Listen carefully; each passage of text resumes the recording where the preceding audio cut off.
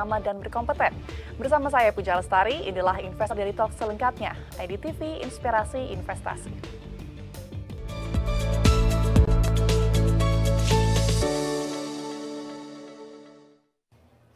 Pemirsa, pembatasan barang bawaan penumpang dari luar negeri kembali ramai diperbincangkan di media sosial. Pelaku jasa titip pun berpendapat bahwa sosialisasi aturan ini belum masif dan terlalu memberatkan.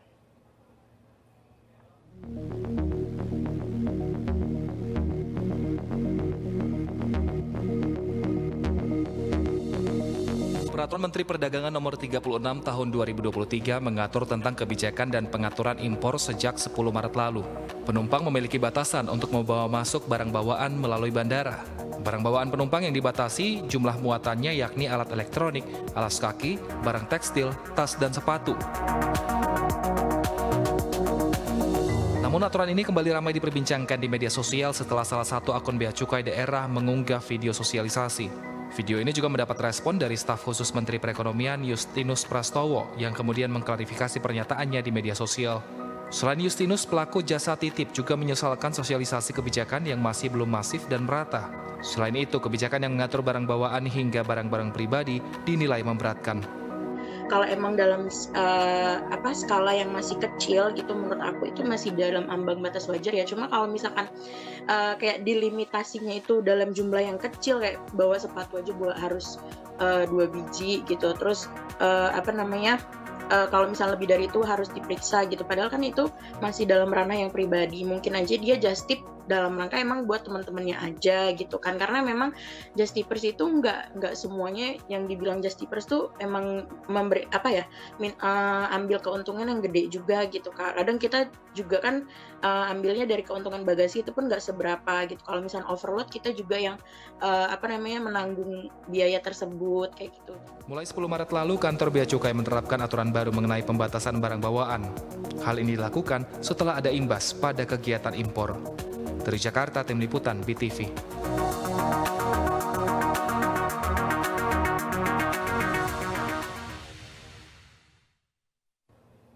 Dan untuk membahas lebih dalam terkait dengan polemik pembatasan barang impor penumpang, sudah bergabung bersama kami Bapak Herman Khairon, anggota Komisi 6 DPR RI. Selamat siang Pak Herman, apa kabar Pak Herman hari ini? Selamat siang, baik Alhamdulillah. Baik, terima kasih Pak Herman sudah hadir bersama kami di IDTV. Pak Herman, terkait dengan polemik pembatasan barang impor ini, kemarin juga Ibu Sri Mulyani juga buka suara ya terkait dengan hal ini. Dan dari masyarakat juga ramai-ramai mengkritik terutama masyarakat yang hendak keluar negeri. Nah, kalau dari tanggapan DPR terkait dengan keluhan masyarakat tersebut bagaimana? Ya, tentu DPR akan mendengar ya berbagai aspirasi dan masukan masyarakat. Ya. Tentu semua regulasi yang lahir bertujuan baik, bahwa ingin menciptakan atau menumbuhkan iklim ekonomi yang lebih baik di dalam negeri. Ingin juga meningkatkan pendapatan melalui bea dan cukai. Ya. Yang tentu ini juga nanti pada akhirnya pendapatan ini adalah untuk rakyat, untuk masyarakat. Nah, saya kira memang harus lebih masif ya sosialisasi, karena sebetulnya kan ini kan Permendag 36 tahun 2023 lahir di tahun 2023 dan berlaku per 10 Maret tahun 2024. Artinya ada masa jeda yang sesungguhnya itu dimanfaatkan untuk memberikan masukan pandangan masyarakat. Betul. Nah, atas 10 barang yang tentu ini menjadi pembatasan barang bawaan dari luar negeri, banyak aspek memang. Ya. Pertama, ya bagi yang sering berpergian ke luar negeri, tentu semakin ada batasan. Gitu. Bahkan ada barang atau produk yang dibatasi dalam setiap tahunnya. Contoh misalkan pembelian telepon seluler. Betul. Itu dibatasi hanya 2 unit dalam 1 tahun. Gitu. Padahal kan sebelumnya juga kalau untuk seluler sudah ada batasan. Kalau beli di luar negeri tentu kita tidak dapat menggunakan IMEI dalam negeri. Harus didaftarkan dan kalaupun memang bisa langsung digunakan harus dideklarasikan dulu di bea cukai kedatangan. Nah, oleh karenanya saya kira sebetulnya ini tinggal apa sih sebetulnya keinginan masyarakat. Contoh, kalau pakaian itu dibatasi 5 potong per orang, tidak cukup karena kalau 5 potong berpergian 10 hari beri untuk setiap hari aja 5 potong misalkan. Berapa idealnya? Ya bagi kami misalkan untuk dipergunakan 10 potong, silakan aja memberikan masukan. Karena regulasi ini tentu tidak statis ya, masih bisa kita evaluasi. Bukan hanya Permendag, undang-undang pun kita bisa evaluasi. Bahkan kita juga pernah mengamandemen Undang-Undang Dasar 1945 selama 4 kali gitu. Nah oleh karenanya ya kalau masyarakat merasa berkeberatan dan kemudian tidak ada pengaruh negatif untuk bangsa dan negara, silahkan diusulkan gitu ya. Nah yang ketiga, memang nanti juga polemiknya akan terjadi adalah ketika diaspora kita yang tinggal lama di luar negeri. Itu kan berarti setiap hari kan belanja kebutuhannya kan belanja kebutuhan barang setempat. Nah, bagaimana ketika kemudian harus masuk ke dalam negeri, bahkan kena random check misalkan di bea cukai, dan barangnya kan pasti barang pembelian di luar negeri semua gitu. Nah, ini juga bisa sebetulnya selain tentu kalau untuk barang baru bisa dideklarasikan kelebihannya di bea cukai, ini bisa menggunakan surat keterangan pindahan dari kedutaan ataupun dari konsul jenderal. Nah ini tentu banyak hal ya. Tapi intinya bahwa silahkan masyarakat bersuara dan tujukan kepada kami, dan kami pun nanti akan menanyakan lebih lanjut, lebih mendalam kepada Menteri Perdagangan terkait dengan regulasi ini. Bagaimana hitung-hitungannya? Apakah dengan membatasi bea masuk ini kemudian akan tumbuh ekonomi lebih besar di dalam negeri, ataukah yang selama ini justru ini menjadi sebuah kegiatan ekonomi di masyarakat yang juga pada akhirnya bisa menjadi pendapatan negara dengan adanya pembatasan Permen 36 ini kemudian menjadi stuck dan kegiatan ekonomi menjadi berhenti. Nah ini kan harus dihitung secara cermat gitu, karena bagaimanapun hitung-hitungannya adalah bangsa, negara, dan rakyat. Ini artinya masyarakat juga harus melihat ya bahwa peraturan ini juga diberlakukan untuk melindungi tadi ya produk dalam negeri itu sendiri dan pasar dalam negeri juga. Kalau kita lihat kan ada dari banyak protes dari asosiasi dan masyarakat, khususnya ada 5 jenis barang Pak Herman yang disoroti, yaitu yang dibatasi alat elektronik, alas kaki, barang tekstil, tas, serta sepatu. Nah kalau untuk barang-barang ini, bagaimana Anda melihat protes atas barang-barang ini? Sebenarnya kalau kita tarik ke belakang, kenapa barang-barang ini yang dibatasi? Kalau untuk kebutuhan pribadi rasa-rasanya cukup ya. Misalkan tas itu kan dibatasi 2 unit gitu ya. 2 piece gitu. Kemudian alas kaki, sepatu juga 2 piece. Bahkan bagi pembelian sepatu yang di bawah harga 500 US dollar itu kan tidak terkena cukai juga gitu. Nah oleh karenanya sebetulnya kalau hanya untuk kebutuhan barang-barang pribadi rasanya cukup gitu. Kecuali kalau memang ada bisnis dari perjalanannya gitu. Dari setiap perjalanannya ada bisnis, ada usaha, ya pasti terganggu dengan pembatasan ini. Tapi saya rasa kalau untuk kebutuhan pribadi ya sudah cukup ya. Kecuali kalau misalkan tidak cukup Pak, harusnya misalkan 5 lah gitu. Karena kan bagi kami kalau berangkat sendiri, pulang pun membawa untuk anak-anak dan istri misalkan. Ya, paling tidak berapa batasan yang lebih ideal. Nggak apa-apa beri masukan. Sekali lagi regulasi ini tidak statis. Ingat dulu pernah ada peraturan Menteri Perdagangan terkait dengan perdagangan minyak goreng. Itu kan setiap bulan berubah-ubah terus Permendagnya. Karena apa? Karena dianggap tidak efektif dan mendapatkan banyak persoalan dalam pelaksanaannya. Gitu. Nah kalau dikatakan bahwa apakah ini sudah melalui koordinasi lintas institusi, ya tentu sudah. Karena dalam Permendag disebutkan yang melaksanakan Permendag ini adalah Bea Cukai, Kementerian Keuangan. Jadi sebetulnya semuanya sudah serba terfasilitasi. Mungkin ini yang kurang itu adalah sosialisasi. Sosialisasinya kurang masif dan sebaiknya memang sesuatu batasan, sesuatu ruang lingkup yang menjadi sempit akibat regulasi, memang semestinya dalam penyusunannya sosialisasinya harus lebih intens, lebih masif ya. Karena bagaimanapun ini nanti akan sangat berpengaruh baik itu kepada individu maupun kepada kelompok masyarakat. Oke, berarti ini DPR melihat untuk kebutuhan pribadi pembatasan itu cukup, namun skenario-nya akan berbeda ya Pak ya kalau untuk keperluan bisnis atau usaha. Oke, kita akan membahas lebih dalam lagi Pak nanti terkait dengan just tip dari luar negeri dan bagaimana pembatasan ini akan berpengaruh terhadap just tip, namun usai jeda. Pemirsa Investor Daily Talk akan kembali usai jeda, tetaplah bersama kami. Bersama dengan Bapak Herman Khairon, anggota Komisi 6 DPR RI. Oke Pak, sebelum kita membahas tentang just tip dulu, mungkin kita luruskan dulu ya Pak ya terkait dengan peraturan yang sedang ramai di publik. Yang tadinya kita pikir kalau polemiknya ini tentang Permendak nomor 36 tahun 2023, namun Bu Sri Mulyani menyatakan bahwa aturan impor yang dibawa penumpang ataupun awak ini sudah lama diatur dalam Peraturan Menteri Keuangan nomor 203 tahun 2017. Sehingga masyarakat bingung nih antara tumpang tindih peraturan ini. Nah kalau DPR melihatnya bagaimana? Ya, pertama ya tentu perlu diselaraskan ya. Nanti kami juga coba akan tinjau ulang terkait dengan penerapan Permendak dengan Peraturan Menteri Keuangan.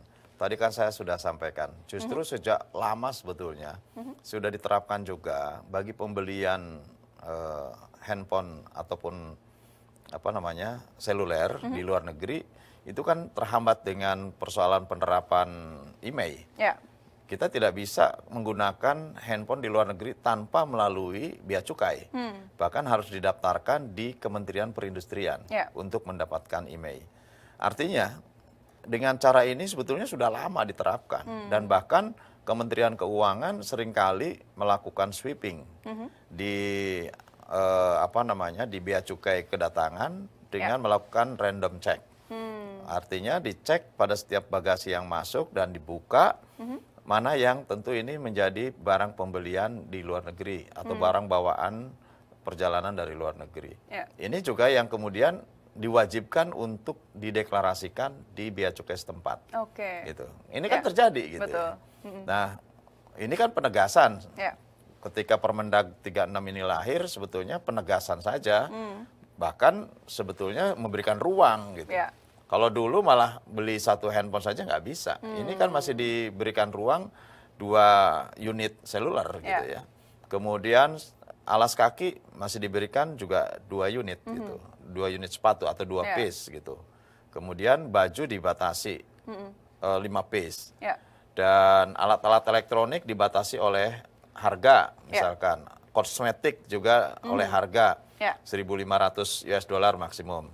Artinya masih ada ruang, masih ada elastisitas yang dibuat dalam Permendag ini yang itu bisa dimanfaatkan. Tetapi lagi-lagi, kalau menurut masyarakat bahwa ini ada hajat hidup yang sesungguhnya ini juga meningkatkan putaran ekonomi di dalam negeri, ya silahkan diberikan masukan kepada kami untuk melakukan evaluasi terhadap Permendag ini. Ya, oke, baik. Berarti evaluasi sambil juga mendengarkan masukan dari masyarakat. Oke, kembali lagi kepada tadi Pak, untuk bisnis atau usaha, kita tahu bahwa pembatasan ini bermuara dari menjamurnya just tip dari luar negeri yang dapat memukul industri dalam negeri juga. Namun kita tahu bahwa tidak semua penumpang pesawat ini berniat menjual kembali barang bawaan. Seolah-olah kalau ada aturan ini tuh jadi memukul rata semuanya. Nah, bagaimana tanggapan Bapak? Ya, mau tidak mau kan kita harus mengikuti aturan pemasukan dan pengeluaran barang gitu ya. Karena kita juga tidak bisa kemudian pada akhirnya melegalkan sesuatu yang ilegal gitu. Oleh karenanya peraturan ini kan dalam rangka memberikan ruang yang cukup bahwa secara individu perorangan masih bisa membawa oleh-olehnya. Pada sisi lain tentu juga ada batasan untuk bisa meningkatkan pertumbuhan ekonomi melalui tata niaga yang legal, yang benar, yang tentu ini menjadi pertumbuhan industri di dalam negeri. Gitu. Bahkan kalau kita merujuk kepada konsep besar bangsa kita dengan menerapkan TKDN minimal 30% di dalam proyek-proyek strategis nasional, proyek-proyek negara, proyek-proyek BUMN, tentu sebetulnya ini kan bagian tidak terpisahkan bahwa penggunaan kandungan dalam negeri ini penting supaya akan tumbuh industri, akan tumbuh demand di dalam negeri, dan pada akhirnya banyak investasi di dalam negeri yang tentu ini juga akan meningkatkan daya beli melalui lapangan pekerjaan. Oke. Nah, artinya banyak sekali sebetulnya rangkaiannya. Kalau hitung-hitungan kecil sekali memang, bahwa cuma satu orang dibatasi. Tapi kalau sehari yang datang dari luar negeri itu 100.000 orang, 100.000 orang kali satu piece sudah 100.000 piece gitu. Betul. Artinya besar sekali. Kalau satu piece itu kena pajak barang mewah, ya 100% kurang lebih misalkan, kan itu sudah merupakan kehilangan pendapatan negara, potensi kehilangan pendapatan negara. Nah, oleh karenanya ini coba dipertimbangkan lah, diperhitungkan. Tetapi sekali lagi saya tidak ingin anggota DPR kan sebagai wakil rakyat, masa nggak mendengarkan rakyat? Nah, tentu kami akan mendengarkan rakyat dan mempertimbangkan terhadap berbagai aspek yang tentu ini menjadi keinginan rakyat gitu ya. Oke, kalau kita lihat dari pandangan pelaku usaha Pak, Permendak ini disebut akan berdampak negatif terhadap keberlangsungan industri karena ada beberapa pengusaha yang masih memerlukan produk impor sebagai bahan baku. Nah, bagaimana tanggapan Anda? Kan yang dilarang bukan impornya. Yang dilarang itu barang bawaannya yang tidak terkena terhadap bea, yang tidak melalui aturan bea pemasukan. Kalau impornya tidak dilarang, bebas silahkan gitu. Kecuali pada proyek-proyek yang diatur oleh negara, yang TKDN-nya sudah diatur oleh peraturan negara gitu. Nah, kalau bagi yang memang berbisnis, berusaha melalui impor, ya bebas saja. Tetapi ya harus dibayar biaya masuknya. Nah, oleh karenanya juga saya paham ya, seperti tadi jasa titipan itu, Justip itu. Saya paham ya dari dulu sebetulnya ya.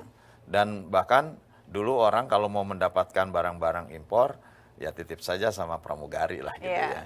Kan yang biasa keluar negeri gitu, yang biasa perjalanan yang tentu ini perjalanan dinas. Kalau perjalanan sesungguhnya juga tidak akan menguntungkan juga karena transportasinya kan juga mahal gitu.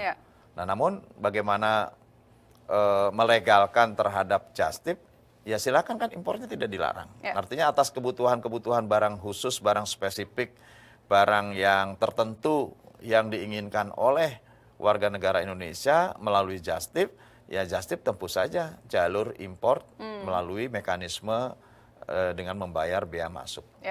Saya kira nggak ada pembatasan. Oke, baik. Baik, Pak Herman, nanti kita akan lanjutkan dialog kita nanti. Kita akan membahas bagaimana nanti dalam waktu dekat apa yang akan dilakukan DPR terkait dengan polemik ini. Namun usai jeda, ya pemirsa Investor Daily Talk akan kembali usai jeda. Tetaplah bersama kami. Anda masih bersama kami di Investor Daily Talk. Kita akan lanjutkan dialog bersama dengan Bapak Herman Khairon, anggota Komisi 6 DPR. Oke Pak, tadi kita sudah membahas ya tentang polemik dari regulasi ini. Nah tadi Pak Herman juga menekankan bahwa masyarakat silakan berkomentar, memberikan masukan, dan nanti DPR akan mengolah lagi masukan ini. Nah dalam waktu dekat, apakah DPR akan memanggil Kemendak sebagai mitra kerja agar bisa terselesaikan ini polemik yang sudah menyentuh masyarakat ini? 2 minggu lalu kami sudah rapat dengan Menteri Perdagangan, namun memang kami khusus membahas terhadap kesiapan Ramadan dan Idul Fitri. Dan kami juga membahas terhadap berbagai kenaikan harga-harga pangan. Nah memang banyak sekali Permendak yang tentu semestinya ini dibicarakan secara penting. Dan hari ini saya menganggap penting setelah Investor Daily TV, saya kira membahas ini, ya kami juga menganggap penting ini untuk nanti diangkat di dalam rapat dengan Menteri Perdagangan. Tetapi tidak terbatas itu ya. Jika kemudian masyarakat banyak yang merasa bahwa kebijakan ini tidak tepat dan merugikan sebagian masyarakat yang tentu menjadi pemanfaat terhadap pemasukan barang bawaan perorangan dari luar negeri, ya tentu bisa diusulkan saja. Artinya tidak harus melalui mekanisme rapat resmi. Artinya usulan-usulan ini pun kapan saja bisa kami usulkan kepada Menteri Perdagangan. Dan Menteri Perdagangan kapan saja bisa merevisi. Artinya Permendak ini lebih elastis lah untuk mengikuti terhadap berbagai aspirasi dan harapan rakyat. Dan tentu pertimbangannya tadi, bahwa kalau kita sedang menggalakkan, kan kalau kita ingat sejak era Orde Baru kita sudah menggalakkan aku cinta produk dalam negeri atau aku cinta Indonesia gitu ya. Dan semua negara juga mengkampanyekan terhadap cinta produknya, cinta negaranya, dan dia jadikan negaranya sebagai destinasi wisata untuk kunjungan mancanegara. Artinya ini yang juga harus kita tanamkan dalam diri kita, bahwa sesungguhnya ini kalau semuanya serba belanja luar negeri, pendapatannya dalam negeri, ya berarti benefitnya hanya diperoleh oleh pihak asing, pihak luar negeri. Justru bagaimana membalik, mencari sistem yang tepat agar berbagai added value, berbagai benefit yang bisa diperoleh dari seluruh sektor usaha ini bisa kita peroleh untuk kemakmuran dalam negeri kita gitu. Bahkan negara sekarang dengan kebijakan hilirisasi, kemudian penggunaan batasan impor barang untuk proyek-proyek strategis nasional, baik pemerintah dan BUMN. Ini juga adalah upaya untuk meningkatkan penggunaan berbagai komponen dalam negeri. Supaya apa? Supaya tumbuh industrinya. Kalau tumbuh industrinya, tumbuh investasinya. Kalau tumbuh investasi dan industrinya, akan membuka lapangan pekerjaan, akan memberikan pendapatan bagi masyarakat. Dan dengan cara inilah justru kita menuju kepada kemakmuran. Gitu. Nah kalau kemudian kita bergantung, apalagi banyak barang ilegal masuk ke dalam negeri, banyak barang tanpa bea masuk yang kemudian bisa kita masuk dan dibelanjakan oleh uang rupiah kita kepada US dollar mereka, ya berarti kita kehilangan value added dan kehilangan benefit gitu. Nah ini juga harus menjadi bahan pertimbangan. Tentu dengan tidak menghilangkan terhadap, ya bagaimanapun kita kalau ke luar negeri ingin ada oleh-oleh, ingin ada merchandise yang ya bisa dipajang, bisa dipakai, bisa ya itu saya kira dengan Permendag ini masih ada ruang-ruang itu. Gitu. Oke, baik.